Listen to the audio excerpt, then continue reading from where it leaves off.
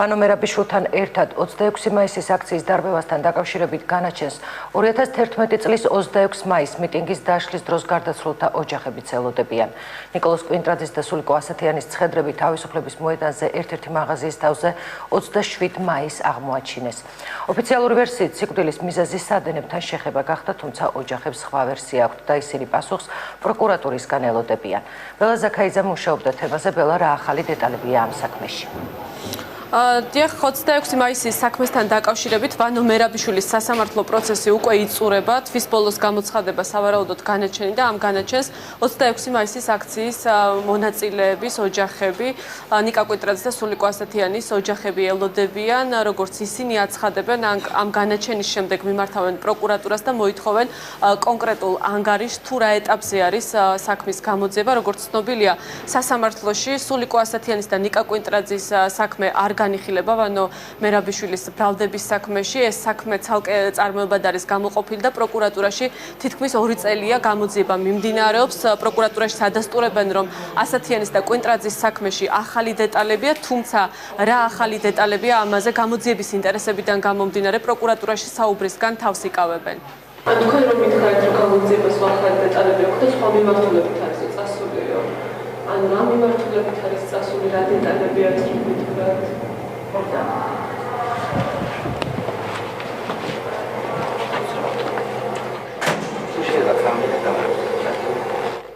26 მაისის მიტინგის დარბევისას გარდაცვლილი ნიკა კვინტრაძის მეუღლე საჯაროდ საუბარს 3 წლის შემდეგაც ერიდება. კამერის მიღმა კი მანნა ხუხუნაიშვილი ამბობს, რომ 26 მაისის საქმეზე ვანო მერაბიშვილის განაჩენს თვის ბოლოს ელოდება. მეუღლის საქმეზე კონკრეტულ მასალებს პროკურატურისგან ამის შემდეგ მოითხოვს. თვის ბოლოს დაიდება 26 მაისზე რაღაც გარკვეული რამე წარებენ რაღაც იქნება. ანუ ეტაპი ერთი პროკურატურისთვის დამთავრდება, ხო? გახო, ძილე სამუშაო.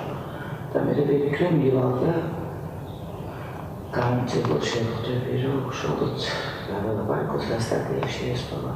მანამდე სატელეფონო საუბარში კვინტრაძის მეუღლემ ჩვენთან შეხვედრაზე უარი განაცხადა, თუმცა თქვა, რომ საქმეში ბევრი რამ შეიცვალა. როგორც დაზარალებულს თქვენ გამოძიების მასალებს არ გაცნობენ? ჯერჯერობით არ მომითხოვია, იცით? რაღაცა ხო არის, რომ მათი კომპეტენცია ეს გამოძიება და რაღაცის დადგენა და არა ჩემი და ნუ ვაცლი რაღაც პერიოდი ჭირდება. იცით რა არის, ბევრი რაღაცა შეიცვალა და ამ ხრივ ვიცი რომ მიძიებენ და ხა მეტი არაფრის თქვა არ შემიძლია. ხა კმაყოფილი ვარ, არა ვარ კმაყოფილი, მე გამომძიებელი არა ვარ. უფრისნება გამოძიებული იქნება, არ იქნება გამოძიებული. ჩემხას მაინც არავინ არ გამიცოცხლებს და დანარჩენი ხა რა გინდა ჩემგან მითხარით? 26 მაისის ღამეს გარდაცვლილი ნიკა კვინტრაძის და სულიკო ასათიანის საქმეში სიახლეებს ადასტურებს მთავარი პროკურატურაც. მიმდინარეობს ინტენსიური გამოძიება. ამის იქითო ვერ ვიტყვით ვერაფერს, იმიტომ რომ გამოძიება მართლა აი ხარეს რაღაცა ტრაფალებული ფორმა რომ გამოძიების ინტერესებიდან გამომდინარე. მართლა გამოძიების ინტერესებიდან გამომდინარეო და ვერ გავაიეთ პატარა დეტალსაც ვერ გავახმაურებ. 26 მაისის აქციების ერთ-ერთი ორგანიზატორი, სახალხო კრების დამფუძნებელი ლაშა ამირეჯიბი არ გამორიცხავს, რომ ძალოვნებმა დაკავებული კვინტრაძე მოსწავლე ახალგაზრდობის სასახლის გვერდით ბაღში გადაიყვანეს. იხსენებს, რომ პოლიციელები აქციის დაკავებულ მონაწილეებს შადრევანთან აგროვებდნენ და სასტიკად აწამებდნენ. ამირეჯიბის საქმის გამოძიებით დღესაც უკმაყოფილოა. მე ნიკა იქ არ შემხვედრია, ანუ იმ ბაღში. ამას ვერ ვიტყვი შემხვდა, მაგრამ იქ რაც ხდებოდა იმ აუგუსტთან, იმიტომ რომ აუგუსტთან აგროვებდნენ ამ დაჭერილ ბიჭებს და იქ ცემდნენ, იქ უსწორდებოდნენ და იქიდან ხმები მოდიოდა საშინელი. შესაძლოა, მე იმის თქმა შემიძლია, შესაძლოა ნიკაც იქ იყო ამ დროს. აწამებდნენ იმ ბასეინ იმ აუგუსტთან ხალხს, რომ ეს იყო რაღაცა მე ჩემ ცხოვრებაში ეგეთი ხმები და ეგეთი წივილი და კივილი არ გამიგია, ნუ არ მომისმენია. კიდევ ერთხელ ვიმეორებ, რომ მე მაქვს ეჭვი, რომ ის პოლიციელები, რომლებიც ჩართულები იყვნენ და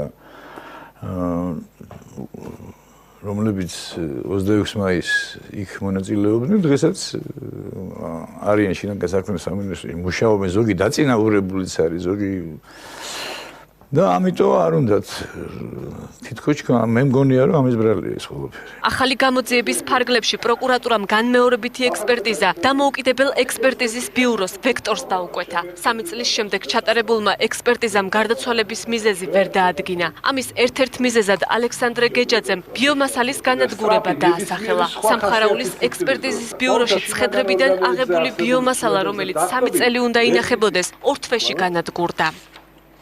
ან უარყოფთით ელდენით კვინტრაძის და ასათიანის გარდაცვალების ფაქტს, ან დავადასტურებდით. და სწორედ ამიტომ რომ ეს არ დათვალიერდა გვამების შემთხვევის ადგილზე, არ ჩატარდა ტანსაცმლის და ფეხსაცმლის კვლევა, ფიზიკო-ტექნიკური, ქიმიური ანალიზი, არ ჩატარდა, არ იქნა შენახული ეს ბიომასალა, აი ამ 3 ძირითადი არსებითი ხელისშემშელი მიზეზების გამო ჩვენ ობიექტურ დასკვნაზე ვერ გავედით.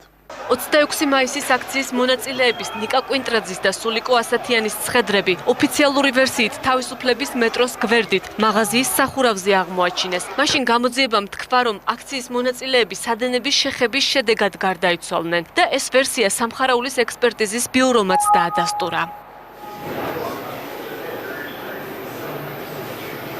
როგორც ჩვენთვის ცნობილია, პროკურატურაში ნიკა კვინტრაძის და სულიკო ასათიანის გარდაცვალების საქმესთან დაკავშირებით მიმდინარე გამოძიების ფარგლებში რამდენიმე მოწმე დაიკითხა, მათ შორის 26 მაისის აქციის მონაწილეები, ის ადამიანები, ვინც ბოლო პერიოდში ნიკა კვინტრაძესთან ერთად იმყოფებოდნენ და როგორც ჩვენთან საუბარში აღნიშნეს, გამომძიებლებმა და პროკურორებმა აჩვენეს რამდენიმე პოლიციელის ფოტო, თუმცა მოწმეებმა ფოტოებში პოლიციელები ვერ ამოიცნეს.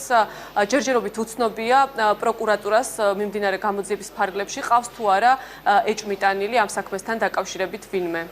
ბელა ზაქაიძე საუბრობდა პირდაპირ ეთერში, მადლობა.